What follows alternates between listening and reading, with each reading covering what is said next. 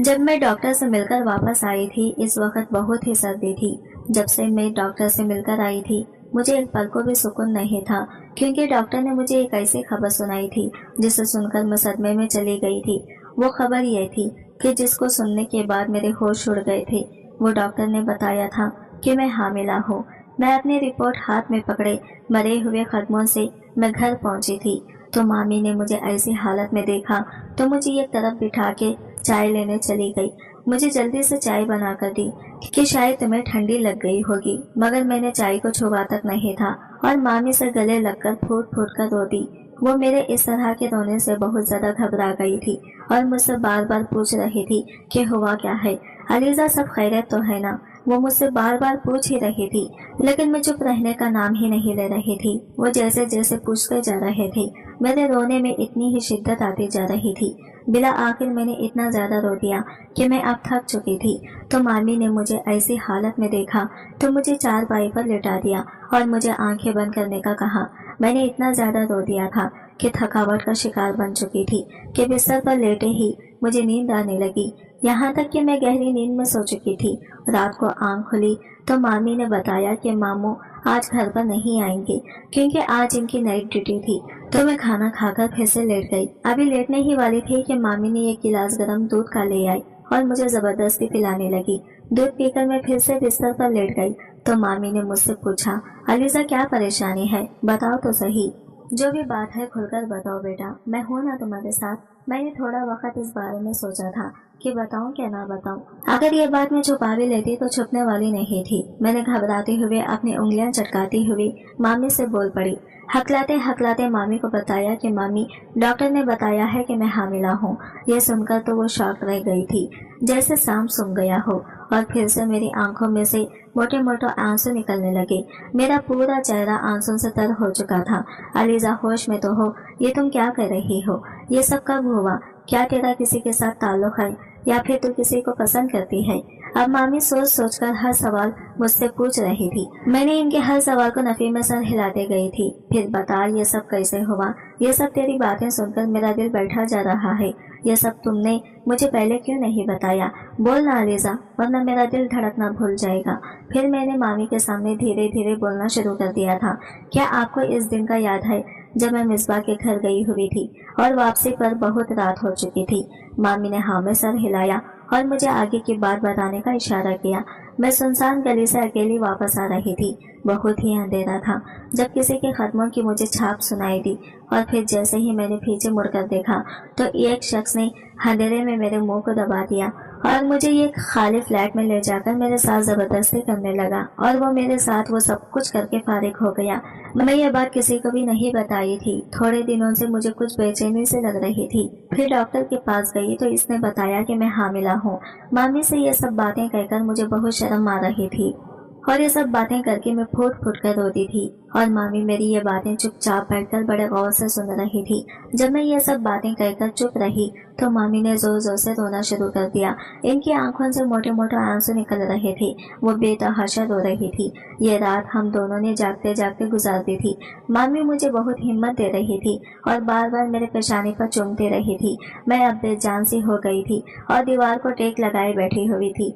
मैंने जितना भी बताया था वो मामी ने चुपचाप सुन लिया था। इसके अलावा एक लफ्ज़ तक मुझसे पूछना और ना ही कोई क्रेप की। अगर इस वक्त इनकी जगह मेरी माँ भी होती तो कहीं ना कहीं मुझ पर ही इल्ज़ाम लगा देती कि शायद तुम ही किसी के मुंह काला करके आई हो। मगर मामी ने मुझे बहुत हिम्मत दी थी। उन्होंने मुझे एक भी ताना नहीं दिया। यहाँ तक कि मामी ने एक लफ्ज़ तक मेरे खिलाफ नहीं बोला था। वो तो इतने गम में हो गई थी कि बार बार अल्लाह से शिकवा कर रही थी कि मेरी इस मासूम बच्ची के साथ इतना बड़ा जुल्म हो गया और मैं कितनी बड़ी जालिम औरत हूँ कि इस मासूम से बच्ची का दुख समझ ही ना सकी। अब इसमें भी इनका कोई कसूर नहीं था, क्योंकि जिस दिन मेरे साथ ये जुल्म हुआ इसी दिन मामी के बेटे का वलीमा था और वलीमे के दिन बहुत रात हो चुकी थी। मिसबा मेरे घर आई हुई थी तो मिसबा को छोड़ने के लिए मैं इसके घर चली गई थी, क्योंकि मिसबा इतनी रात में अकेली घर को जाने से डर रही थी, क्योंकि इसका भाई भी इस शहर में नहीं था और मैं अपने आप को बहादुर समझकर इसे छोड़ने के लिए इतनी रात को निकल पड़ी कि मैं तो जैसे झांसी की रानी समझ रही थी अपने आप को। हालांकि मैं सच में ही बहुत बहादुर थी। मैंने कभी नहीं डरा था। यहाँ तक कि मामी मामू ने भी मुझे कभी रात हो जाने का खौफ से सहेली के घर जाने से नहीं रोका था। सो मुझ में एतमाद कूट कूट कर भरा था। मैं मिसबा को छोड़कर वापस आई तो सारे डर और खदशात ने मिलकर मुझे बेबस कर दिया और मैं ऐसी टूटी के अब तक नहीं संभल पाई। सुबह फजर तक मैं इसी तारीख जगह पर लेटी रही। फिर उठकर हिम्मत मुस्लिमा की पास गली में मुंह को धोया और घर को चली आई। हमारे घर का पीछे वाला दरवाजा हर वक्त खुला होता था, इसे कोई कुंडी नहीं लगाता था, तो मैं वहां से दाखिल हुई। चूंकि शादी वाला घर था और मेहमान बहुत ज्यादा थे, इसलिए किसी को भी मेरा ख्याल नहीं आया।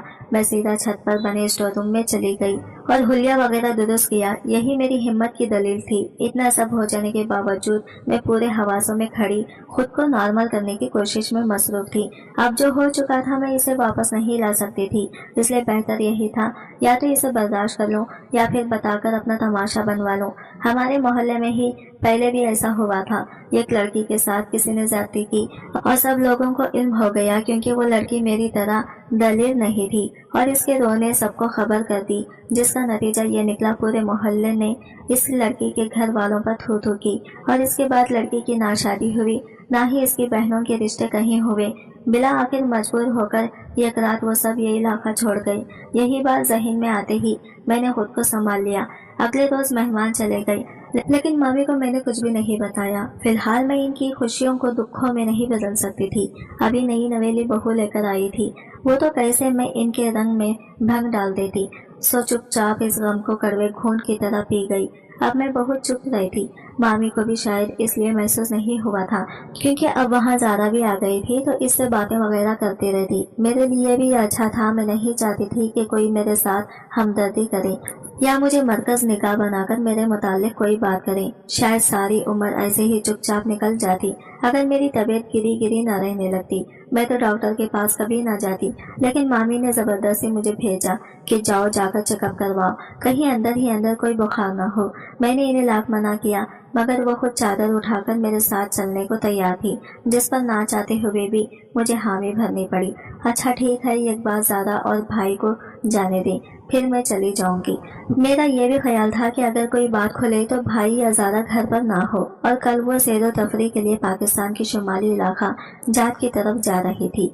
इनके घर से निकलते ही मैं भी डॉक्टर के पास चली गई, लेकिन आगे डॉक्टर ने जो दूध दहला देने वाली खबर सुनाई, इसे सुनकर मुझे यही लगा अब मैं कभी मामी के सामने सर नहीं उठा सकूंगी, क्योंकि वो मेरी माँ नहीं है। अगर माँ होती तो शायद मेरी हालत को समझती, मुझे बुरा भला न कहती, लेकिन मैं गलत थी। उन्होंने तो उफ तक ना कहा था। इस वक्त मुझे खुद पर बेतरा शर्मिंदगी हुई कि पूरी जिंदगी इस मामी के मोहब्बत तले गुजारती है और आज तक मैं इन्हें ना समझ पाई। बचपन में मेरे वालिदैन से भी मुझे रखने से इनकार कर दिया, तो यही वो नेक खातून थी जो आगे बढ़ी और मुझे अपनी गोद में भर लिया। हमारा खानदान कोई गरीब घराने से ताल्लुक नहीं रखता था, बल्कि सब लोग पढ़े लिखे और अच्छे अहदों पर फायज थे। मेरे वालिद डॉक्टर थे, वो पढ़ लिख तो बहुत गए, मगर अपनी सोच भी ना बदल सकी। हम लोग 5 बहनें ही थे। बाबा को बेटे की बहुत ख्वाहिश थी, लेकिन इनकी बदकिस्मती या किस्मत के खेल खुदा ने इन्हें बेटे से नहीं नवाजा। इस बात का गुस्सा वो मेरी माँ पर भी नहीं निकाल सकते थे, क्योंकि इन दोनों की पसंद की शादी थी। मेरी माँ और बाबा दोनों मेडिकल कॉलेज किए साथ पढ़ते थे। वहीं से वो एक दूसरे की मोहब्बत में गिरफ्तार होकर शादी जैसे पाक बंधन में बन गए।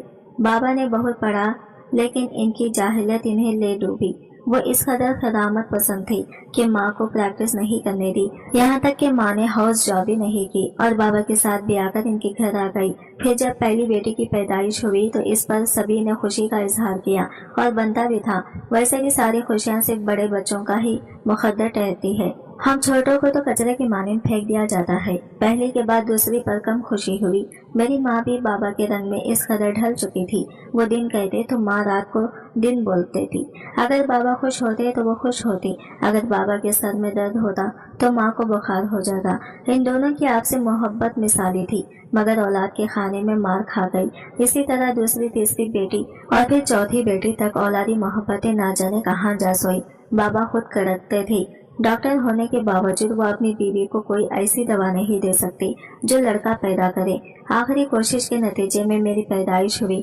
बाबा ने तो मुझे देखा भी नहीं था और मामी से कहा, अगर तुम ये लड़की लेना चाहती हो तो मैं खुशी से देने को तैयार हूँ। मामी को क्या चाहिए था, इनका सिर्फ एक ही बेटा था जो इस वक्त 7 साल का था।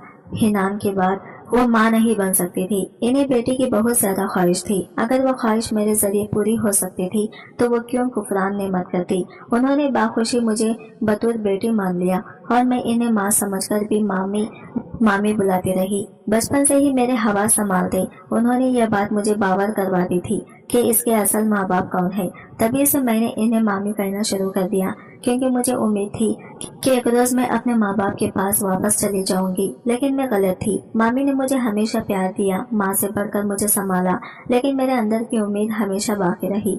लेकिन ये उम्मीद इस रोज मरी जब मैंने डॉक्टर की दिखाई रिपोर्ट सबसे पहले जाकर अपने असल माँ को दिखाई। मैं इनसे बात कर लेती थी, लेकिन वो बात ये एक माँ बेटी जैसी नहीं थी, बल्कि इसमें एक झिझक थी, ये कार थी। मैं अपना दुख अपनी माँ को सबसे पहले बताना चाहती थी, तो सीधा इनकी तरफ चली गई। वहाँ गई तो माँ बाबा दोनों तैयार थे, लेकिन कहीं जाने के लिए। मेरी बहनें मुझे अपनी बहन ही समझती थी, लेकिन मेरे वालिदैन मुझसे कोई रिश्ता रखना गुनाह के बराबर करार देते थे।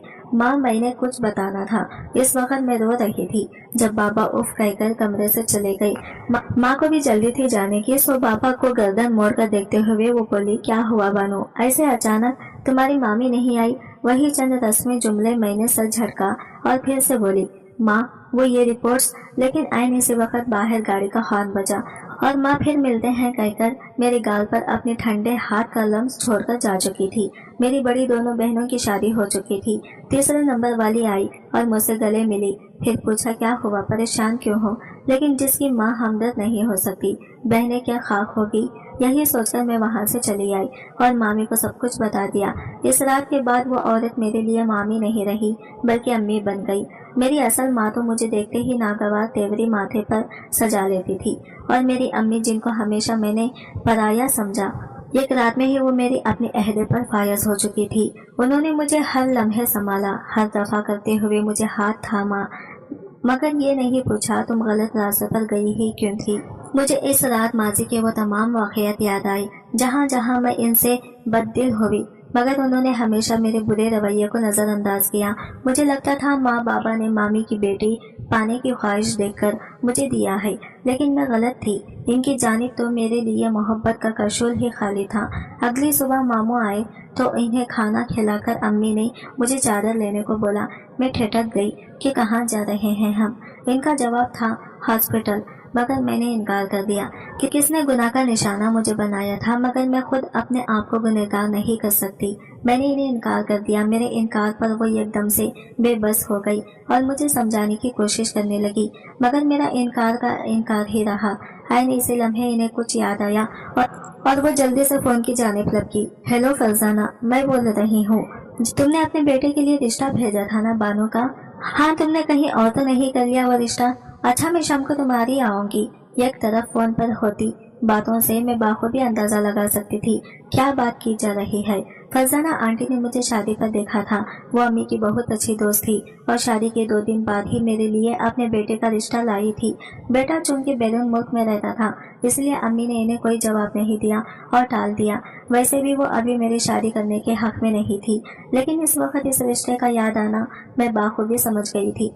अम्मी नहीं करे मेरी शादी, मुझे भी नहीं करनी प्लीज। सबसे पहले वो मेरे लफ्ज अम्मी पर थे, फिर मुस्कुराकर प्यारे मेरे माथे पर बोसा देकर समझाने लगी। बानो, मैं जानती हूँ फरजाना को मुझे यकीन है वो बंदी मेरा मान रख लेगी। और बेटा, अगर तुम अबॉर्शन नहीं करवाना चाहती तो हम कैसे इन सब हालात से निपट सकते हैं? इसलिए बेहतर यही है कि तुम्हारी शादी कर दी जाए। मगर मेरी रट वही थी, मुझे शादी नहीं करनी। बिला आखिर आधे घंटे की बहस के बाद वो तंग आ गई और गुस्से से बोली कि शादी तुम्हें करना ही होगी। मैं अपने बेटे के लिए गलत अल्फाजों में ताने बर्दाश्त नहीं कर पाऊंगी, और इल्जाम भी, वो जिनमें तुम शरीक ही नहीं। इस वक्त मुझे खुद पर रक्श आ रहा था, कैसी अजीम औरत को मेरी माँ चुना गया है। इनके डांटने पर मैं खामोश हो गई और हामी भर ली। शाम को वो फरजाना आंटी की जानिब गई तो 2 घंटे बाद लौटी। वापसी पर इनका चेहरा एक आसूस सी मुस्कुराहट से चमक रहा था। इस कदर इत्मीनान मैंने कल शाम के बाद आज इनके चेहरे पर देखा था। मैं चुपचाप कमरे में ही बैठी रही जब वो खुद ही आकर मुझे बताने लगी। मैंने फरजाना से बात की है, इसे तमाम हकीकत बता दी, और ये भी कि तुम ये प्यार कर रही हो। कल ही इस बात का इल्म भी हुआ है और जानती हो इसे कोई एतराज नहीं। اس نے وعدہ کیا ہے کہ کبھی اس راز کی بھنک کسی کو نہیں لگنے دے گی اور بیٹیوں کی مان کے ساتھ تمہیں رکھے گی۔ یہ بات اس کے بیٹے کو نہیں بتائی جائے گی کیونکہ وہ تو ہفتے بعد واپس لندن چلا جائے گا، تم یہیں پر رہو گی۔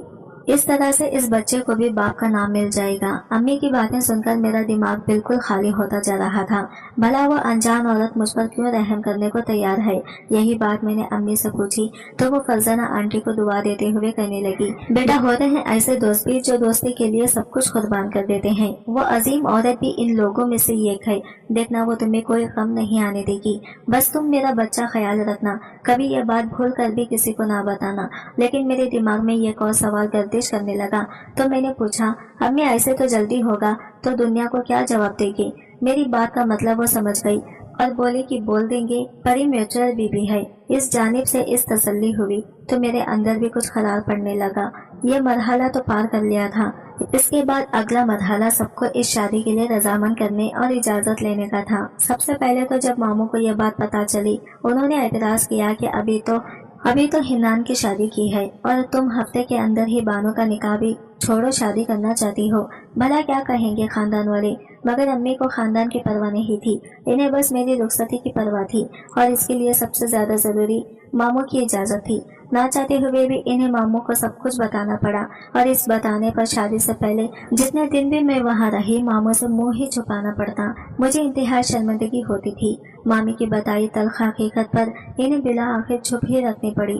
امی نے میری ماں بابا کو بس بتا دیا کہ وہ میری شادی کر رہی ہیں، پوچھنے سے گریز ہی کیا۔ انہیں ڈر تھا اگر انہوں نے بھی کوئی اعتراض کر دیا تو پھر کیا سب کو اصل وجہ بتاتی پھریں گے، مگر انہیں تو مجھ سے کوئی سروکار ہی نہیں تھا۔ انہوں نے بھی سرسری سا اچھا کہہ کر بات ختم کر دی۔ مامی نے ہی میری شادی کی پوری شاپنگ کی اور سارا جہاز تیار کیا، جس میں سے بہت سارا تو وہ میرے بچپن سے ہی جوڑتی چلی آ رہی تھی۔ میں بس گمسم کے سارے ہنگامے دیکھ رہی تھی۔ میرے دل میں نہ کوئی خوشی نہ ہی خواب، بلکہ میں خود کو اس قدر بیلا سمجھ رہی تھی کہ حد نہیں۔ خاندان والوں نے یہ نقطہ ضرور اٹھایا کہ اگر بانو کی بھی شادی کرنی تھی تو ہفتہ پہلے حنان کے ساتھ ہی اسے بھی نپٹا دیتی۔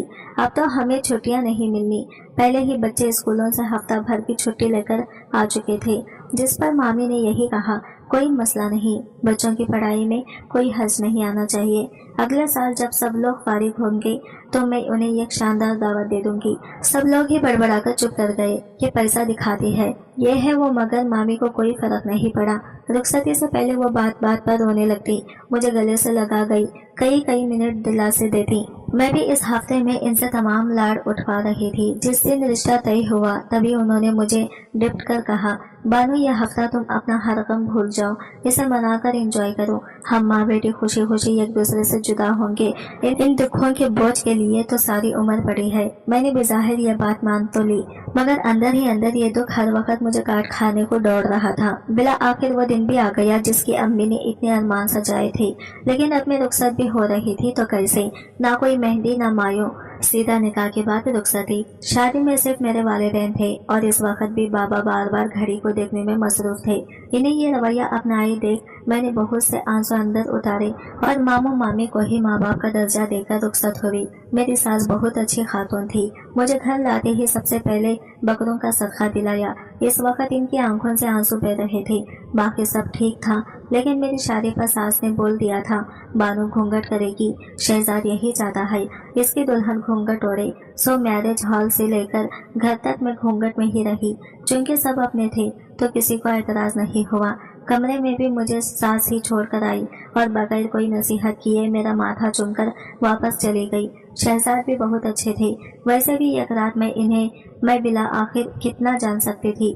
انہوں نے تو مجھے پردہ یا گھونگھٹ کے متعلق کچھ نہیں بولا کہ میں جلد تمہیں بھی لندن بلا لوں گا، فی الحال تمہارا ویزا اور باقی کے کاغذات بننے میں کچھ وقت لگے گا۔ میرے لیے یہ خبر دکھی نہیں بلکہ آسودہ تھی کہ اس طرح میں اپنے ساتھ بندھے جھوٹ کو سنبھالنے میں کامیاب ہو جاؤں گی۔ امی نے مجھے اتنا اچھا سمجھایا تھا کہ میں اپنے تمام वाहे और डर पीछे छोड़कर शहजाद की दुल्हन बने बैठी थी। सबसे बड़ा सहारा मुझे सास का था और मेरे लिए ये एक रूह अफ़ज़ा बात थी। अगले रोज वलीमे से पहले सास मेरे पास आई और बोली, बानो जो कुछ भी है वो तुम्हारे और मेरे दरमियान है। बेटा भूल कर भी किसी के सामने जिक्र ना करना, बाकी सब मैं देख लूंगी।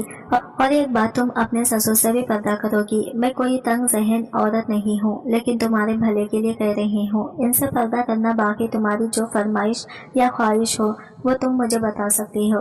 मैं अपनी बेटी को कहीं भी दुखी नहीं देख सकती। सास के पर्दे वाली बात अजीब लगी मुझे, मगर मैं चुप कर गई। अब शायद बहुत सी बातों पर चुप ही करना था। वलीमे पर भी मैंने सास की हिदायत के मुताबिक घूंघट ओढ़ा और वलीमे के हफ्ते बाद ही शहजाद भी लंदन चले गए। इनका रवैया मेरे साथ ठीक था, लेकिन बहुत अच्छा नहीं था। मुझे बहुत मरतबा वो लंदन के मुताल्लिक बता चुके थे। वहाँ माहौल ऐसा है वैसा है। पाकिस्तान में मुझे घुटन होती है। यहाँ के लोग हुकूमत करना जानते हैं और बहुत कुछ।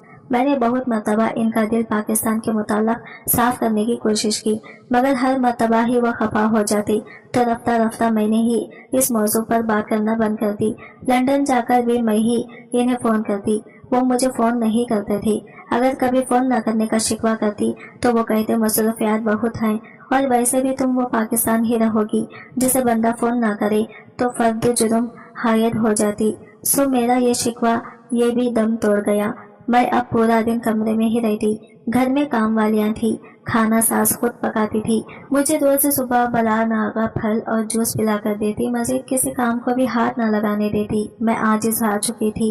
इतनी बोरियत कभी महसूस नहीं हुई। ससुर भी इस वक्त पूरा दिन बाहर ही होते थे। एक रोज सास समेत घर में कोई भी मौजूद नहीं था और मेरा चाट खाने का दिल कर रहा था।